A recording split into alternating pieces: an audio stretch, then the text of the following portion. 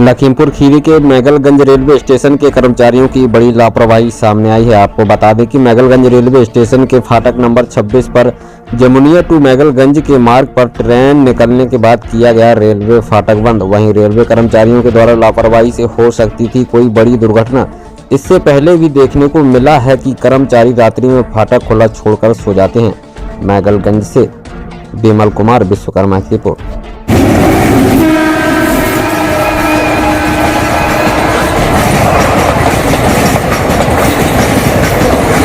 तो लापरवाही मैगलगंज रेलवे फाटक पे अब बंद किया गया फाटक।